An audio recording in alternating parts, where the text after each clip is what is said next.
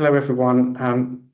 We're going to make a start, and more people might join us as I make these opening remarks. I hope you can hear me okay. Just to let you know, if you have a question, you can use the Q&A function at the top rather than the chat, and Sophia and myself will see those questions.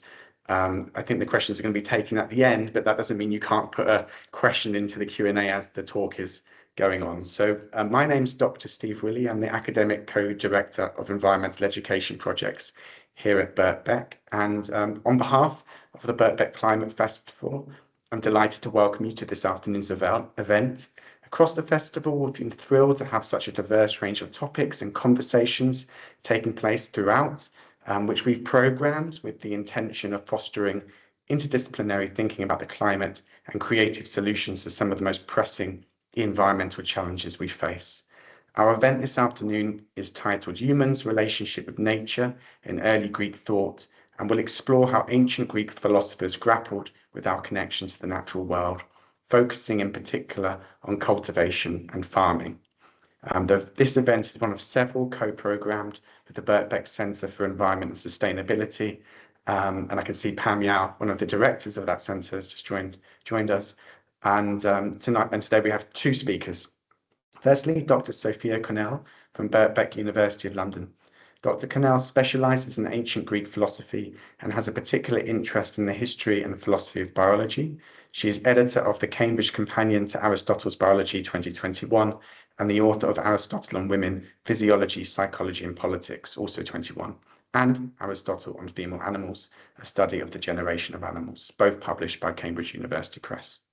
Professor Thornton Lockwood, our other speaker from Quinnipiac University, Connecticut, USA, is our other speaker. Professor Lockwood specializes in ancient Greek and Roman ethical and political thought and is the editor of Chief of Polis, the journal for ancient Greek and Roman political thought.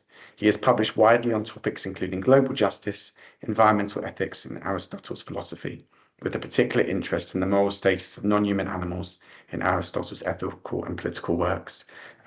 Sophia is going to speak first, and then we are experiencing a bit of a technical hitch, and we're trying very hard to bring Professor Thornton Lockwood into the call, but my anticipation is that will happen, Sophia. So I'm going to turn my camera and microphone off now and just hand over to you, and I hope everyone here has a really great event. But thank you so much for doing this. Thank you. Fantastic. Thank you very much, Stephen. So if you have questions, you write them in the Q&A and we will look at them later on. I'm just going to start by finding my slides. And the idea here really is to think about the way that Western philosophy has, sorry, I'm just getting the slides going. Yes, to think about how Western science and philosophy has conceptualized our relationship with the living natural world. Mostly the living natural world is what I'm interested in, plants and animals. And it will be very well known that from the time that people started to write about these kinds of things, agriculture was pretty well developed. And people were thinking about how they related to the animals that they ate and used for food. And that's really going to be my focus. Trying to make my slides proceed. Sorry. Okay. So I'm first going to give an overview of ancient Greek agriculture, very brief. And there's obviously going to be a lot of things that different people said at different times about our relationship to nature and agriculture in the ancient Greek corpus. But my focus will be on Aristotle and his school. So I will then introduce Aristotle on the concept of nature, talk a bit about Aristotle and his views on animals, and then Aristotle's student Theophrastus, who wrote treatises on plants. And then I'll make a few conclusions. So it'll be about 20 minutes. What we have in ancient Greece is farming, obviously, fields and gardens with crops such as grains, vegetables, fruits. they would have had minimal tools. This is not factory farming. This is not whole scale farming of large areas. It's smaller rotational crop farming. And then there's the husbandry, the handling of animals, a lot of herded animals like goats and sheep and cattle. There's care for pigs, and there's a use of birds. And one thing that's interesting in this context is that, of course, some of these animals were used for eating or meat, but there was always a religious ceremony about taking their lives. There was a sacrifice of the animal, a discussion with God, and a kind of pardon to the animal and a thank you to the gods so that's part of the context as well. Really crucially, the ancient Greeks would have been very conscious of seasonal changes and slight variations in the climate. They had knowledge about the cycle of the seasons, about the changes in the atmosphere due to other factors. And they were really, really dependent on this regular climatic change, where they grew things that were especially grew well, where there were warm, dry summers and cooler, rainy winters. So if there was a winter without rain, that would really affect the outcome of the crops in the next year. The other thing to know, probably the most, you're probably very familiar with the Greek city-state or the polis. And in that context, you have what we might think of as the beginnings of democratic civilized society, very complicated city and national structures. But all of that was dependent on agriculture. The construction of the city-state required an external area of farms and a labor force of farmers. And this was not just for food, but also for economic growth and exports. The use of animals and plants then is absolutely crucial to Greek culture. And early Greek philosophers and scientists started to theorize about this. And they were aware, for example, that human practices changed these organisms, and that there was sometimes a codependent relationship between the animals that we domesticate and ourselves and the plants that we cultivate and ourselves. And they started to think about this, and I'm going to focus, as I said, on Aristotle. So let's begin with Aristotle, who was probably the most influential philosopher in the Western tradition. He was born in northern Greece in the 4th century, and at the age of 17, he moved south to Athens, to the great civilized polis of Athens, to study at Plato's Academy. Of course, he was very successful. He set up his own school, the Lyceum, later on in Athens. By that time, he was amassing a huge corpus of written work, which the parts that still survive dominated Western philosophy from late antiquity to the early modern period. So his influence is just unprecedented. So that's why it's useful to think about how he was thinking about our relationship to nature. The works that I'm going to mention that are significant to the human use of living natural resources are the Physics, the Politics, and the Historia Animalium. I begin with Aristotle's Physics. Physics is physis, which means sprouting or nature, and it indicates what grows or changes. His focus is very biological, and he tells us in various works that the most important subjects to explore, substances to look into, are living beings that we have or see around us, animals and plants in particular, are most important things to understand. How does this relate to nature? He says he believes that each animal and each plant has a nature. And in that context, a nature is defined as a source of change and rest. It's a source of growth and other kinds of change. This is an organism that tries to sustain itself and has an internal regulatory system, something like a metabolism. Here's the statement from the Physics about what he sees as nature. Of the things that exist, some exist by nature, some from other causes. By nature, the animals and their parts exist, and the plants and the simple bodies, earth, air, fire, and water. For we say that these and the like exist by nature. All the things mentioned plainly differ from things which are not constituted by nature, for each of them has within itself a principle of motion and of rest in respect of place or of growth and diminution, or by way of alteration.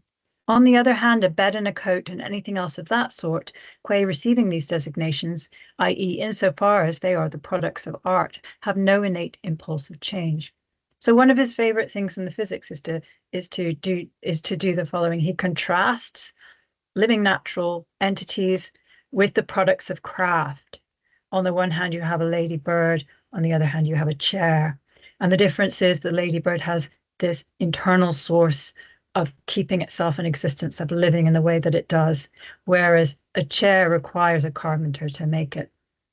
But the other thing that he does is to meld the two together and use the products of craft to explain the structure of nature. The products of craft are put together for a purpose. They're put together for us to use in a particular way. And the craftsman thinks about how they're going to produce that wonderfully structured entity. And this is exactly how nature works for Aristotle. Nature aims towards ends. It's teleological. In this passage, then, he is bringing in craft products in order to explain the structure of nature. He says, now action is for the sake of an end, therefore the nature of things also is so. Thus, if a house had been a thing made by nature, it would have been made in the same way as it is now by art or craft. And if things made by nature were made not only by nature, but also by art, they would come to be in the same way as by nature. The one then is for the sake of the other, and generally art in some cases completes what nature cannot bring to a finish, and in others imitates nature. Okay, so we will come back to that. When we look at Theophrastus, we'll come back to that idea that art completes nature. Now, Aristotle, the next section, Aristotle had a research program to study animals and plants. As I said, he thought they were the most philosophically significant entities that we can study around us. The stars and the planets are much more noble objects of study, but they're too far away for us to really gain any information about. Animals and plants also, as well as stars, display beauty, order, and purpose, and that is why we must concentrate on studying them. What he first does is he collects a huge amount of data on animals in the work called the Historia Animalium. And this data is grouped into four sections. He collects information about the parts of animals' bodies, the activities they undergo, their ways of life, how they survive in their environment, and their character. And although the work is really not like later works on animals, which were focused on telling you how to control animals or how to use them, this is not an agricultural manual. He is studying animals for the sake of finding out about their natures.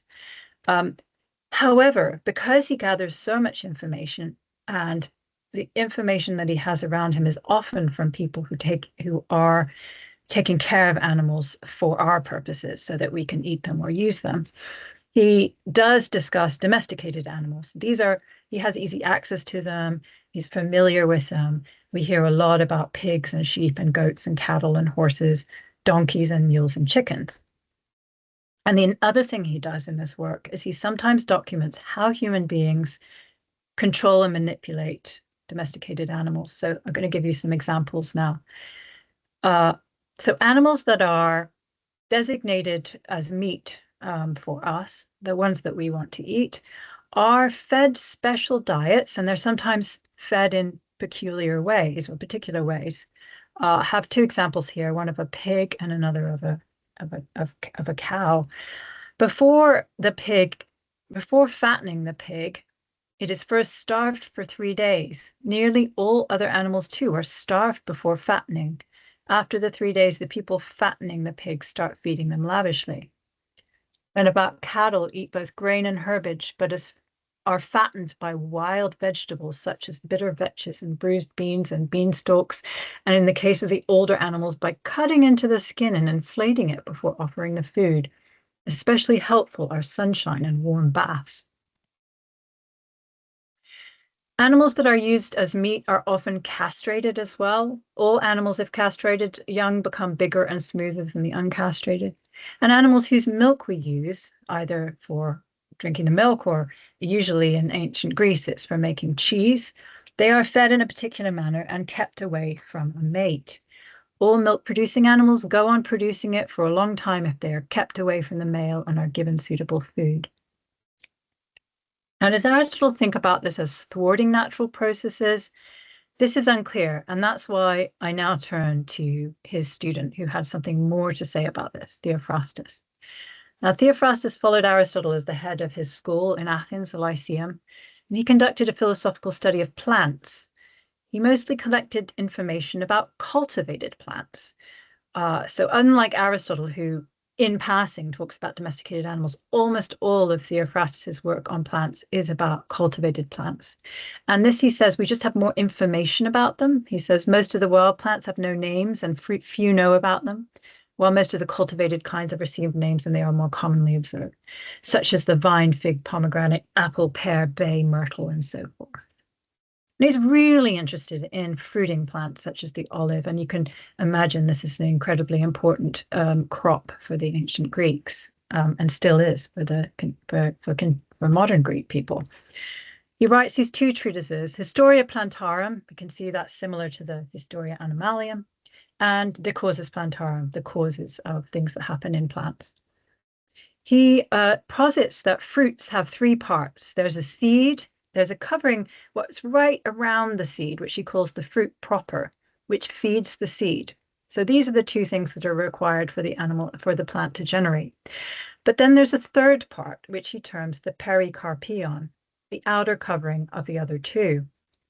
And it's this outer covering that's changed by agricultural practices. It becomes larger, sweeter, and juicier. And I can go into the details about how the agricultural practices produce that and how Theophrastus theorizes that that comes to be. But what he does say is that that part becomes good for us to eat.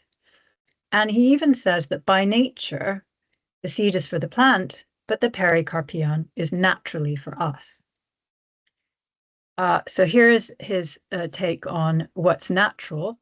There is, to be sure, a concoction of that pericarpion, but there is another of the fruit proper. And the former serves to provide humans with food. The latter serves the generation of the tree, this being what fruit and seed are for, biologically. Each of the two concoctions interferes in a way with the other. The greater fluidity and size of the pericarpion goes smaller fruit, and with larger fruit goes a smaller, harder, and more ill-favored pericarpion. It is to meet the situation that agriculture has been devised, preventing the further growth and feeding of the fruit. So what he's saying there is agriculture comes in to grow that yummy bit for us, the pericarpion, and to shrink and not to be so concerned about the seed that the plant wants. But how could, there's an implication here that cultivated plants are naturally for us. Theophrastus explains this. Following Aristotle, he posits that there are two natural states. There's the natural state of being wild, and there's the natural state of being tame. And the same word that's used for tame animals is used of cultivated plants. So when he says wild and tame, he's saying wild and cultivated plants. And cultivated or tame organisms need our help to complete their natures. Recall that Aristotle talked about techne, craft, completing nature. Agriculture is a craft that completes the nature of certain kinds of plants. Here's what Theophrastus says. For some plants, their nature as it develops unaided by human beings is more appropriate. For others, their nature as developed by care and cultivation, and a few do well in both ways. We must rest our study on this distinction, just as their nature is distinguished for the tame and the wild in animals and plants alike. For each of the two groups has things that are natural and suited to it, conducive not only to preservation and survival, but to growth and sprouting, and also to the generation of fruit. So human ingenuity and contrivance through agriculture helps these plants to achieve their natural goals.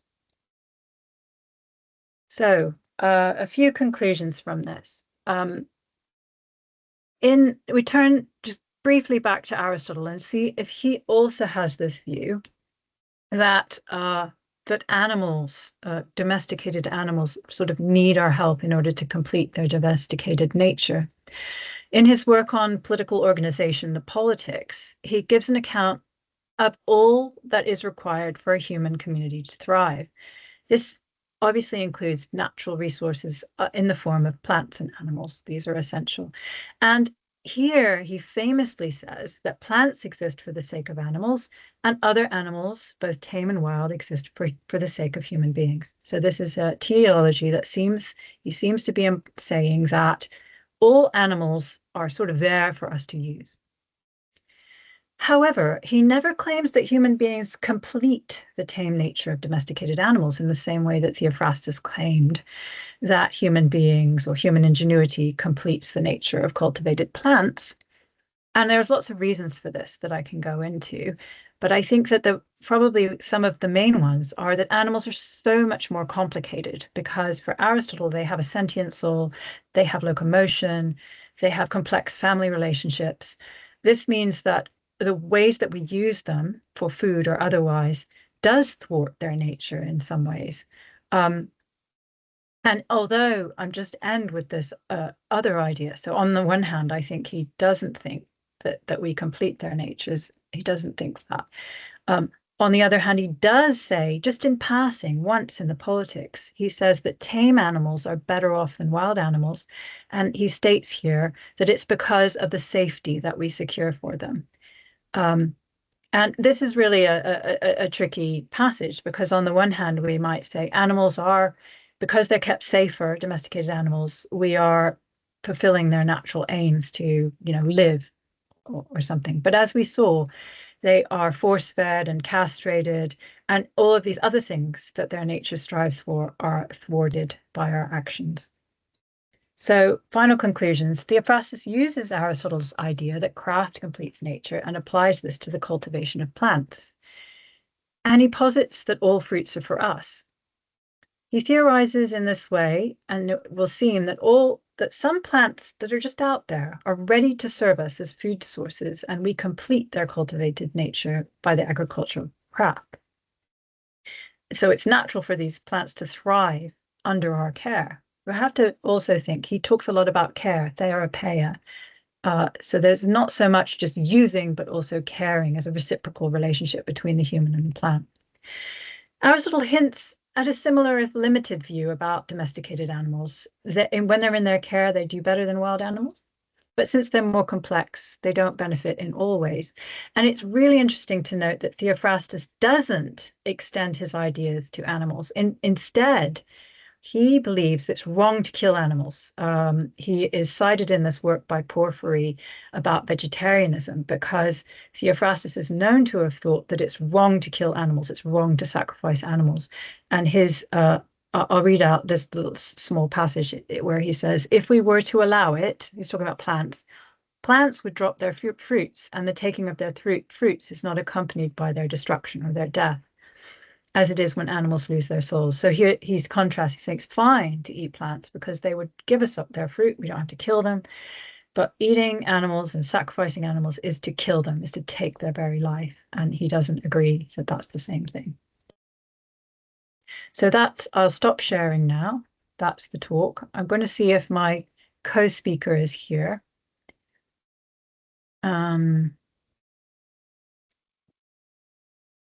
I think not. So I think that we can, you can now ask questions. And I will, so there's a new message. Okay. Yeah, so if we can now, I can also elaborate on a couple of things if anyone would like me to. Might have to go back to those slides, but I will look at the Q&A and see if I've got any questions to get going with now.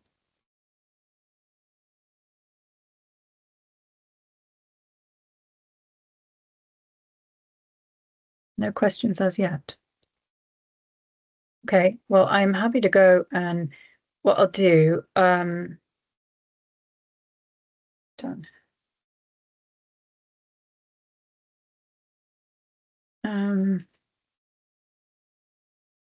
So one of the differences with animals then, the animals have two sets of goals for Aristotle. They want to stay in existence, like they want to be healthy and they want to live the kind of life that they have. That idea of the way of life. They want to live as a lion or as a sheep, whatever kind of animal they are striving to do that.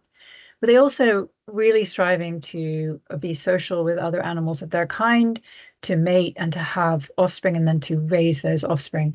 And often our agricultural practices break into those patterns of behavior that are natural to them. And that's where I think that neither Aristotle nor Theophrastus are going to advocate for the domesticating practices that undermine their ability to undertake their social practices or raise their own young or mate with the mates that they choose. So those are the kinds of things that where the natural philosophy of Aristotle and Theophrastus don't support this idea that these domesticated animals are just, we can just do anything to them and they are just for us and they don't have their own aims and goals and natures that need to be respected. The other thing I guess is kind of interest is this, when you go more deeply into Theophrastus, you learn that he has a theory of symbiosis, which is quite modern actually, but he has this word. So, I mean, he seems to have been one of the first people to use the word symbiosis in its biological sense. He talks about, for example, he talks about mistletoe. And he says, why is it that mistletoe only grows on certain trees?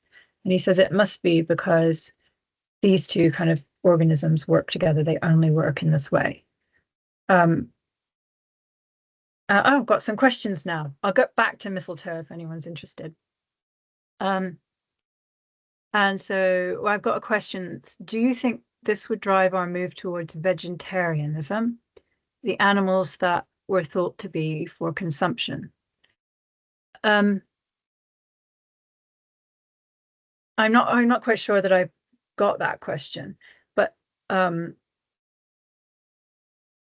to be for consumption. I mean, so on the one hand, you could use the Aristotle quote, which has been used, I mean, since antiquity, this quote of the sort of plants are for the sake of animals and animals are for the sake of humans to sort of justify eating any animals. But on the other hand, you've got Theophrastus, who says it's wrong to take the souls of animals. If you want to eat something, you can take things without killing them. You can take the fruit of trees without killing them. So you've got a kind of different things going on in the Western tradition. On the one hand, you've got this idea that perhaps it's all right to take whatever you want to eat from animals, and on the other hand, you have an idea that that's not all right. Okay, so I think we have Thornton now. I see Thornton now. So perhaps it's are you able to speak, Thornton? I think so. Can you hear me? Yeah, excellent. Yeah. Okay. Sophia, I think I heard about 2 minutes of your talk.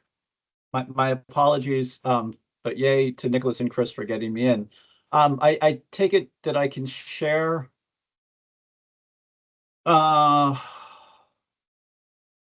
See if that does. Can you tell us? Do I have a Aristotle on the virtues of yeah, the share is working. It's great. Excellent. Yeah. Okay. Well, again, thank you for the invitation to participate in this event, and I'm very, very sorry for 30 minutes of crazy tech stuff. I did hear one piece of Professor Cannell's presentation that I would like to use as the stepping stone into my own presentation. So many of the works that she was speaking about, as she said, are non-agricultural treaties. Now they draw upon data and information from individuals, from farmers, from aristocrats who own animals and land and so forth. But in some very, very important sense, a Historia Animalia it's a work in zoology or biology. So what I want to talk about for a little bit is how Aristotle understands farming or agriculture very clearly within the context of what he calls oikonomia, which is the sort of transliterated version of what we call economy, but in Aristotle's framework, really is something like household management.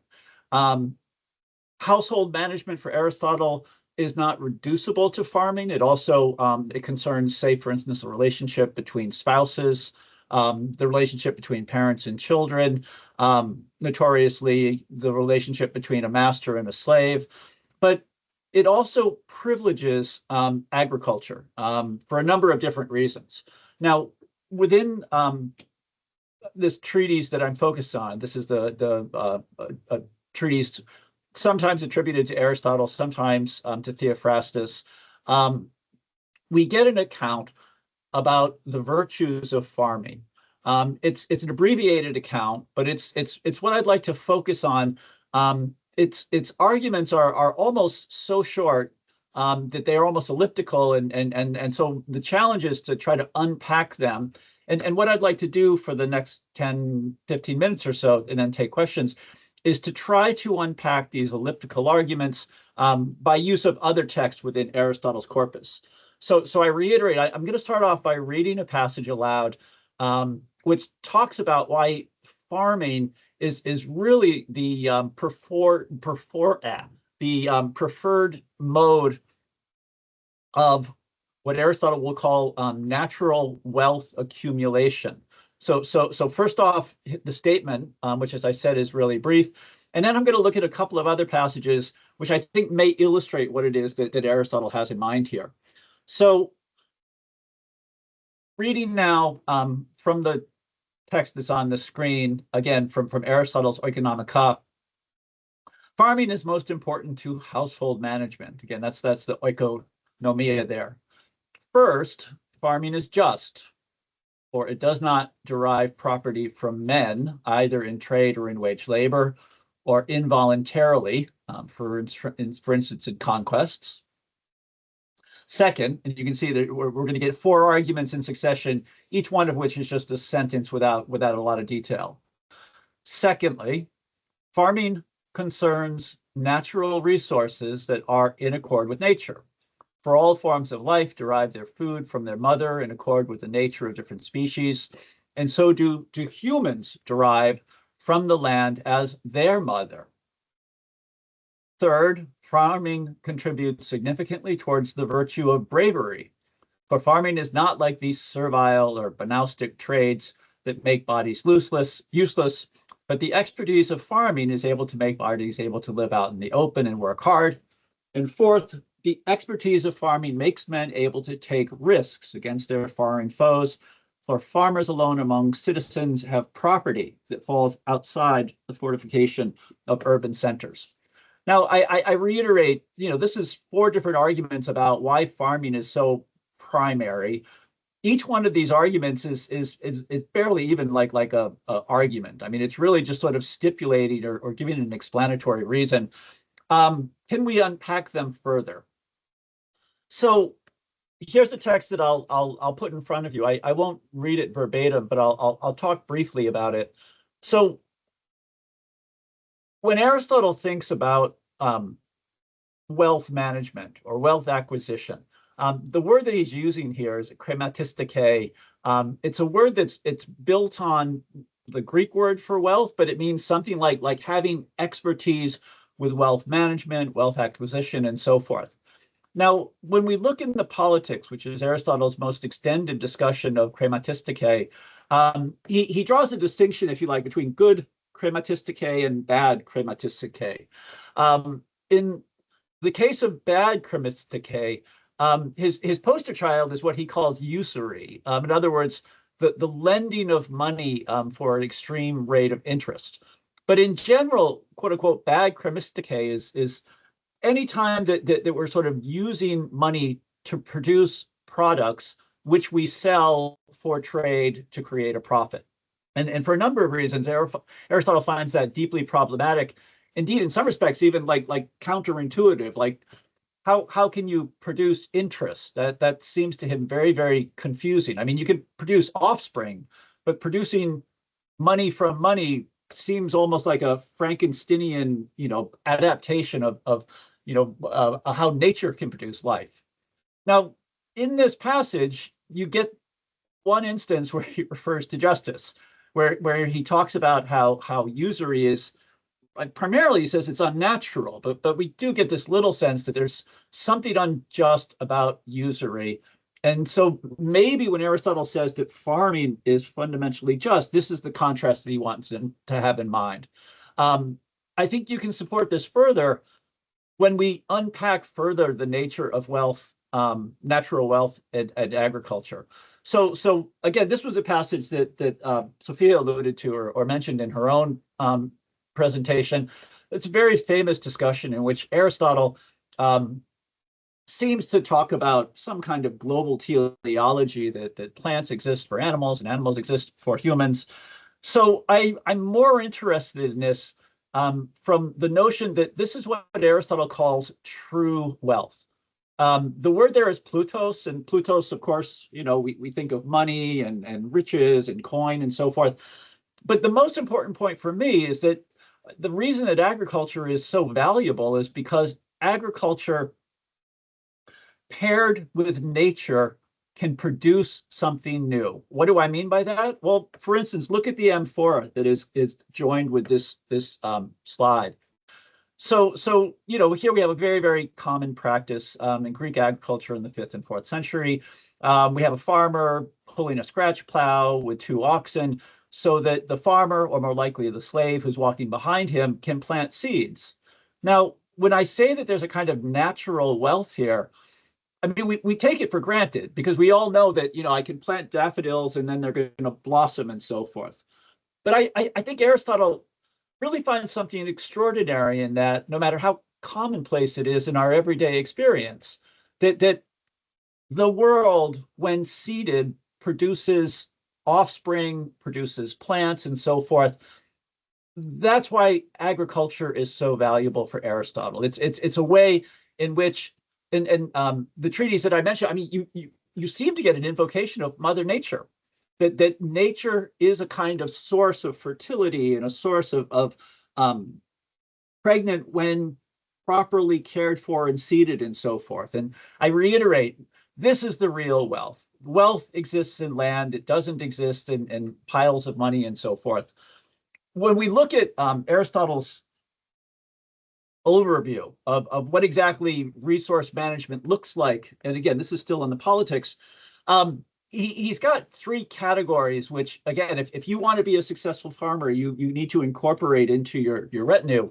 And first and foremost is everything to do with the use of nature. So you can see livestock management, farming, animal husbandry.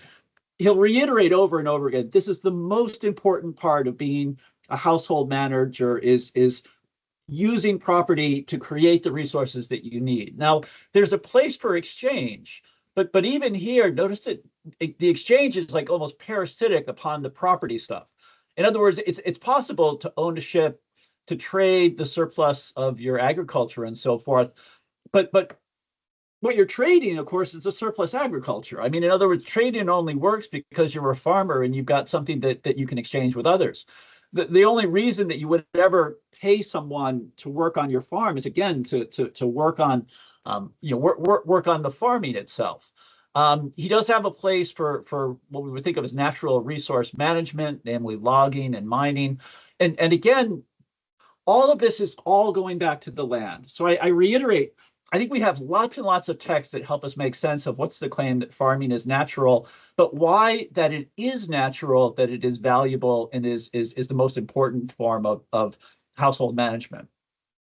So Aristotle is thinking in social political terms when he talks about farming as producing bravery. So a feature of this culture, namely Greece in the classical period, is to be a farmer often meant also being a hoplite soldier. You can see that the Stamnos I've got in this slide gives you a picture of a hoplite soldier saying goodbye to mom and dad because he's going to go off on campaign, and good luck to him. You see, he's got a heavy shield. He's got the greaves on his knees. He's got a breastplate. He's got a helmet on his head. So this is a quote unquote member of heavy infantry, namely someone who's going to fight with armor and so forth. During this period, the only way you could be a hoplite soldier is if you had sufficient land, sufficient property to support the purchase of these things. So Athens doesn't provide its soldiers with armor or something. You buy your own armor. And as you can imagine, the only way you can buy your own armor is if you have a certain kind of material possessions. And that's a farmer. It's the farming class that seems to be coextensive with the hoplite class. Athens famously made it possible for non-farmers to fight, but they could do so as sailors, rowing in the triremes and so forth. But again, if you're a farmer, you're going to be able to participate as a member of the heavy infantry, and all of the stuff about bravery I think, is appealing to that. We have passages elsewhere, this is one of them from the Politics, where Aristotle really privileges what he calls agrarian democracy. And what he seems to have in mind is something like the democracy that Solon established in the beginning of the 7th century. This notion that again, democracy is embedded primarily in these farmer citizen soldiers who have bravery because they work out in the fields, but also their bravery from serving as soldiers within heavy armor. Now, there's a curveball here. When Aristotle talks about farming, and again, he does so at a bunch of different places, but this is the toughie to sort of reconcile with what I was saying about household management. So when Aristotle talks about sort of his ideal state, what he calls his ariste politeia, his best constitution, he is quite unambiguous.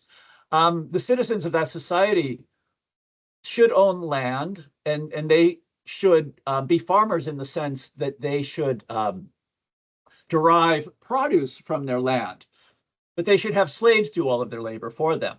So in other words, this is one of those places where there seems to be a kind of tension. Like in the first treatise I show you, it's like, oh, farming is the most important thing. It will make you brave, and you'll be acting justly, and you'll be one with nature and so forth. And yet here we have something very, very different, which is sort of like, well, you as a citizen want to participate either in the intellectual aspects of the community you live in. In other words, if you're working from sunrise to sunset, there's not a lot of time there to do zoology. There's not a lot of time there to study philosophy. Now, if you have slaves, that of course creates the leisure time possible for you to, do your observations and theorize about zoology and to participate politically within the community.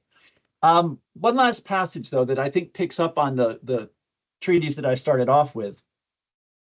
So Aristotle is very well aware that when we think of a Greek city-state, so there's often like an urban center. And again, if you've ever traveled in mainland Greece, I mean, Athens is a very, very large, vast area, at least sort of within the framework of classical Greece. But Athens also has Athens, the urban center.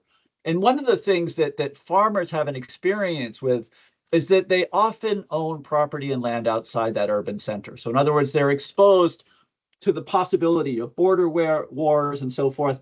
And so it looks like what Aristotle's saying is that if you're a citizen in this best constitution, you don't work your own land, but your own land is situated outside the urban center. And so it's like you almost have a vicarious experience of what it means to be the farmer citizen soldier. Now, I reiterate, what I'm trying to do here is to say, we do have this one text that says farming A1, best thing there is. There's texts that support that, and I've tried to bring those to your attention. They give us a much richer account of what Aristotle means if he talks about farming somehow being natural. But I reiterate, when you dig a little deeper, you also find texts that seem to be in conflict here. And I think that's exactly what may be going on in Aristotle's account of the best constitution, where at best you're a kind of vicarious farmer insofar as you have an overseer and you have slaves who are doing the real work for you. I will stop there. Great, thank you so much, Thornton. Maybe we should take questions for Thornton, Professor Lockwood first, so that's fresh in our minds. And I take it we're looking for questions in the chat? They will come up in the chat, and I have a few left over from me, but I thought maybe we should see whether some others pop up there. I had not really a question, but a kind of observation. This idea of it's really struck me, this idea that farming is not the same as the hard labor, you know, that makes you unable to be a cultivated person. But is that like getting into the dirt yourself, or is it owning some land and getting some other people to cultivate it? I guess that was part of your project to try and figure that out. You know, and this is where I mean, clearly there's a kind of tension. The treatise on household management, and I'll back up a little bit. This is a treatise that I'm in the process of translating and providing a sort of annotated commentary on. So there's something. I mean, as a farmer, you're outdoors. You're living in the land, and that builds a kind of strength or ability, which is exactly what you need when you're going on campaign. You know, so in the Oikonomik Ka, namely the thing that I started off with, you really get the feel like he's talking about, you know, the farmer, citizen, soldier, not the landowner. I mean, he's the landowner, but he's the one who, he's getting dirt under his fingernails. He's staying outside through all different kinds of weather. He's familiarized with what it's like to live outdoors, which when you go on campaign, of course, that's exactly what your experience is going to be. You know, there's no buildings. I mean, maybe there's tents or something, or some kind of equivalent structure.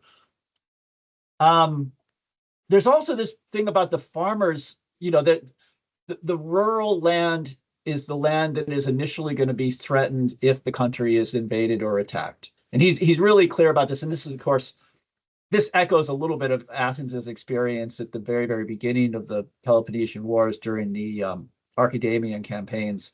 So I you know, in the same way that you know, I can imagine someone, you know, outside an urban center like Cambridge or Manchester, you know, who would say, like, you know, even if I have a farm that I'm living on, I know the land in a way far better than an urban dweller could ever know.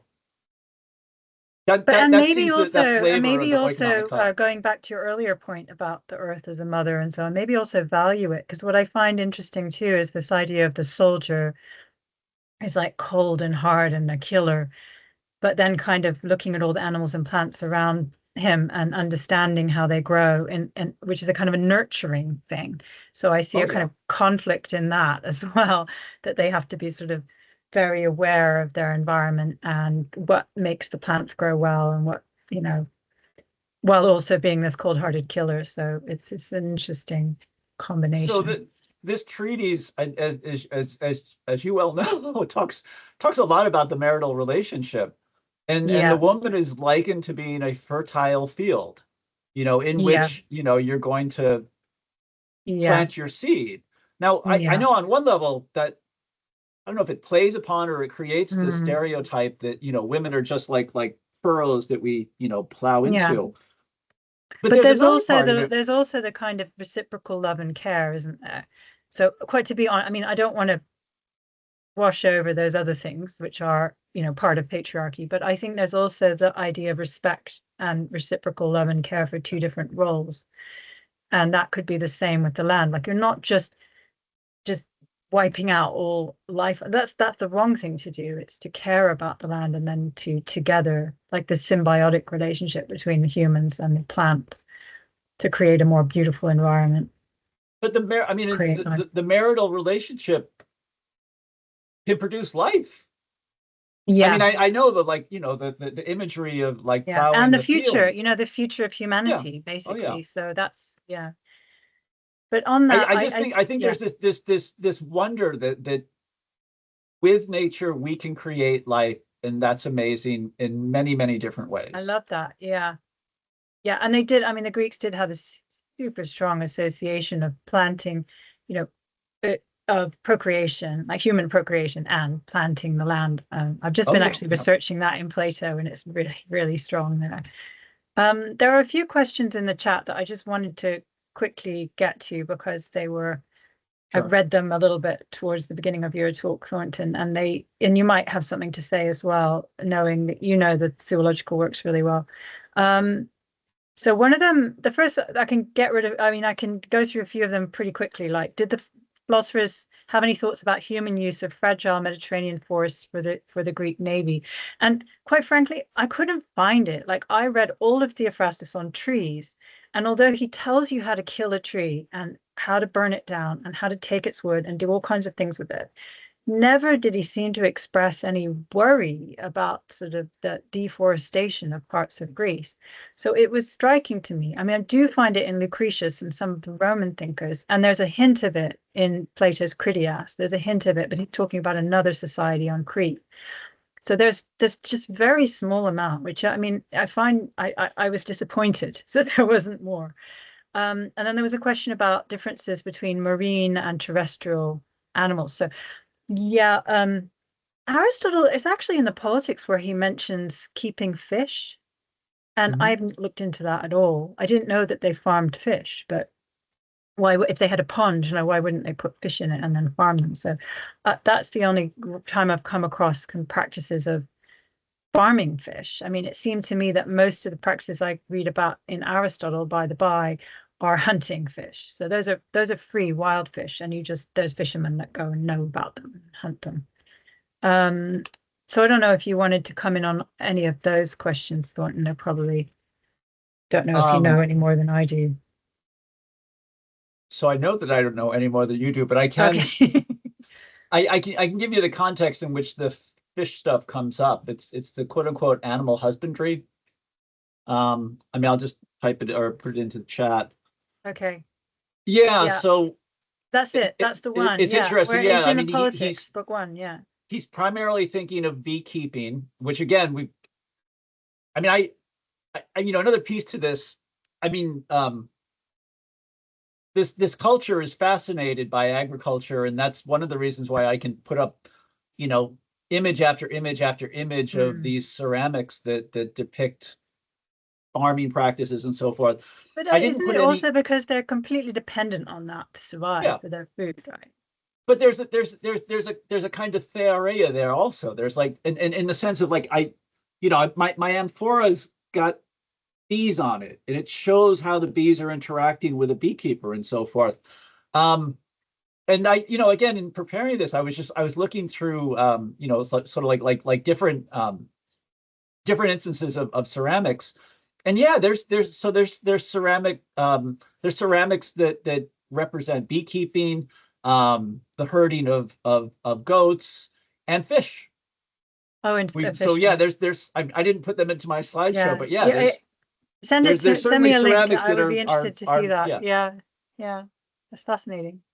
There's a really good question on the chat, one for me and one for you. One is about quote, "I'm struggling to put together the notion of respect for animals, but also keeping slaves. Can you speak more to this?" Yes, because actually that bit where Aristotle says the domesticated animals are better off with us than they would be in the wild, is right in the middle of a discussion of why natural slavery is better for the slaves. So it's the same idea, right? The natural slave is a kind of human that's not capable of looking after themselves, and like the domesticated animal slots into some kind of similar category. Like that's my reading of that, but Thornton might have more to say. And then there's a question for you, Thornton, about an example of bad wealth acquisition for that's characteristic of a Greek man. Might say something. I mean, well, just everything that you just said, I agree. Yeah, it's so clear to me that the slave. I mean, he quotes Hesiod early on saying, the primary elements of a household are a woman and a cow, or oxen. Hesiod, yeah. Yeah, the oxen is because you can't afford your slaves, so Yeah. the oxen is able to pull a plow. No oxen, you're going to have that slave do the same thing. So this is the issue of quote unquote bad Kremetz decay. This is a real big issue. I mean, Aristotle seems to have a, dare I say it, a kind of almost like aristocratic arrogance about him sometimes when he's looking down on people who are involved in commerce and people who are involved in sales and involved in any kind of like monetary exchange. Now, I think part of this is, like when you loan someone money and you create interest, there is a little bit of that's kind of like a Frankenstein monster. Like you're taking this dead stuff, and this dead stuff produces more dead stuff. And to his mind, that seems really, really just weird. But that's assuming that your standard model for natural wealth is nature, where you invest money in the land and the land returns bounty. So again, like you clear out an area, you buy the seed, you invest in the land, and the land gives you a return. And lending money for interest looks like a parody of that. So there's a sense in which it's like, how can you make money for money? Now, that said, in fairness to Aristotle, it's not just an arrogance. So individuals who seek money for its own sake, he talks about at some length, as people who are picking the wrong ends in life. That money making itself always must be a kind of instrumental pursuit. That money is valuable, it's very, very important, but money for the sake of money makes no sense whatsoever. So he seems to be responding, in the 4th century, to people who are animated by commerce and the possibility of accumulating wealth, and saying to them something like, it's all well and good, and it's even important. You need to be able to accumulate wealth. We need instrumental goods, period, end of story. But to make the pursuit of instrumental goods into its own goal shows a misalignment of one's life with what really so it's matters. Always instrumental to the good life or virtue or living well, and not for its own sake. You wouldn't agree with the person who just loved wealth for its own sake. So like in the ideal constitution, he not only has slaves taking care of the farmers, but he also he denies the citizens to participate in commercial activities. He takes this from Plato's laws that you really need 2 marketplaces. You need a marketplace where people can socialize, and that's the free person's marketplace. But then you have this servile marketplace, which is what a marketplace normally is, where there's all kinds of exchange and trade, people from outside the community bringing goods in and so forth. Citizens can't go into the commercial marketplace. They're precluded from it, almost in the way that we hear from Sparta saying, let no Spartan take up a trade, touch money, own any good or silver or whatnot. So that's there. That's so it's like sort of ordering things on Amazon, but not having to go into the Amazon warehouse. Sorry, I almost not think a good it's analogy. Be like you're I mean, he's because it's like not touching any of the actual trade, just getting your thing somehow through other people are doing it, and then it arrives on your doorstep beautifully pristine without you having got your hands dirty. So it's even better than that. If you want your Downton Abbey example, you're going to have an epitropos, namely a steward or a butler, do it for you. Nice. So you're not even dirtying your hands by going on. You're not Amazon. Going to get the parcel at all. You're going to have your butler do all of that for you in this society. And again, it's not exactly it's very different than Downton Abbey, but the notion that one would have servants, including executive task servants, that's seems to be what he has in mind. So there was there was just a brief, I think I have time for 1 minute of this brief question. It was about what Theophrastus thought about thanking the gods for the sacrifice of an animal. I guess what he argues in that work, which is fragmentary and it's contained in another work by Porphyry, a Neoplatonist, but what he seems to argue in that work is that that shouldn't be, that isn't enough to say to take the life of that animal, because those animals don't belong to us. They belong to the gods, and you can't really, that's not enough. What you need to do is sacrifice fruits, because the fruits belong to us, and we cared for them and they gave us their fruit. That's where the symbiosis sits for him, is between humans and plants. But it's really interesting in his plant works, because there are some plants that people use that they don't grow, like they don't care for. There's wild plants that they used in antiquity for medicines. They ground up the roots for medicines. And in those cases, he says you should pray before taking the root. Like, that's what you should do. Like, so he's actually incorporating it into practices of like taking wild plants. I find that really interesting. So he thinks it's important to thank the gods. Maybe that's full circle, going back to Mother Earth, this resource that's growing and is constantly bringing us food. And there's something to be thankful for that in the Greek mindset. Even with our very logical philosophers, they sort of recognize that. Agreed. So I think that's the end of the event, and I think I've answered almost all the questions. But if there's any other questions that you have, just please email me. I'm on the website, Birkbeck School of Historical Studies, and so it's been a real pleasure. Thank you very much for coming. Thank you very, very much for the invitation to join you.